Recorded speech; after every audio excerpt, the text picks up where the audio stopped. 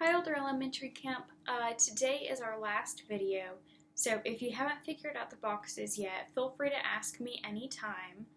As a quick recap, over the week we've talked about how to meditate, how to read the Bible, how to love others by showing empathy and sympathy, how to love others by changing the way that we think, and how to actively love others using 5 different kinds of love. And our last skill as an agent of God is trusting in God. And right now is a really good time to learn about trusting God because there are a lot of things that are out of our control. Things that you can hand over to God are things that you can't do anything about. So you just have to trust that things will work out and that God is watching over you. Trusting God can mean a lot of different things. For some situations, you just have to wait on God's timing. And others, you still have to try to do the right thing and trust that God is guiding you. Handing over your problems to God doesn't always mean completely forgetting about them and not trying to work them out at all. For example, with the pandemic right now, you can hand your worries over to God because you can't control the virus and you can't control how other people behave. But you still have control over yourself. And you can still take precautions like wearing a mask outside, washing your hands, and social distancing. And just because you take that action to protect yourself doesn't mean that you don't trust God. It just means that you listen to His wisdom for things that you can control, and that you don't have to worry about things that are out of your control. Sometimes you need to work a little bit with God to get the results that you want. And the way that I like to explain it is you have to create opportunities for God to work and not fight against Him. So if you have a big test coming up, just telling God that you need to do a good job won't get you the grade alone. But if you ask God to guide you and help you get a good grade, and then you take action to make that happen by studying and trying your best, that will help.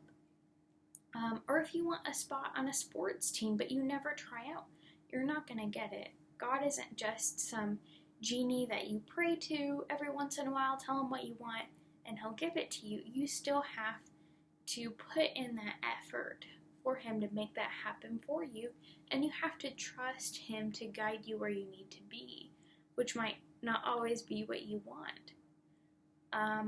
Another good way to think about it is asking God to guide you where you need to be, saying, I'm working toward one thing, but if that's not where I need to go, then show me. When you want to hand something over to God, you can also use what we've learned from meditation to do that. By meditating on what is worrying you and asking God to guide you in what you need to do to fix your problem, and allowing God to take that worry from you about what you can't control.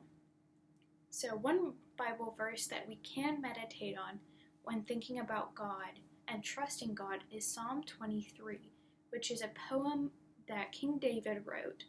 And the version that I'm reading is the Message, so you can see how well you understand that one. And it starts, God my shepherd, I don't need a thing. You've bedded me down in lush meadows. You find me quiet pools to drink from. True to your word, you let me catch my breath and send me in the right direction. Even when the way goes through the valley of death, I'm not afraid. When you walk at my side, your trusty shepherd's crook makes me feel secure. You serve me a 6-course dinner right in front of my enemies. You revive my drooping head, my cup brims with blessing. Your beauty and love chase after me every day of my life.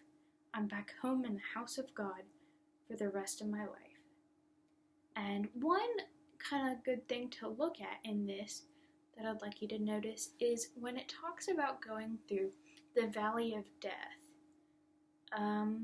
The sheep does not know where it is going, and it just has to trust that the shepherd is leading it in the right place and not worrying about where it's going to take them.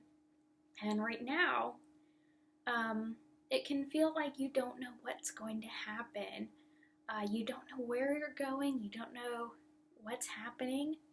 You just have to trust in God and hope that it's going to work out for the best. because God's plans for you are always the best plans for you. He's always going to guide you to the best place. So like in the poem, when you envision that sheep in your mind, do you envision it walking beside the shepherd, or just running around and expecting the shepherd to catch it? You probably think of it walking next to the shepherd, because the shepherd guides the sheep, but it's still up to the sheep whether it wants to follow. And in this poem, the sheep is you and the shepherd is God. It's much easier to trust God when He's gently guiding you instead of running after you. And He's still going to run after you even if you lose your way. But by talking to God through reading the Bible and meditating and praying, you can understand where He is guiding you and help you get to where you need to be. Because trusting God is just handing over what you can't control to God and believing that He will guide you where you need to be, even if it's not in your plans. So that's all I have for today. But thank you all for doing this camp this year, and I really hope that you enjoyed it, even though it wasn't like normal. I've got some big plans for next summer, so I really hope that I can see you all next year at Asbury Woods.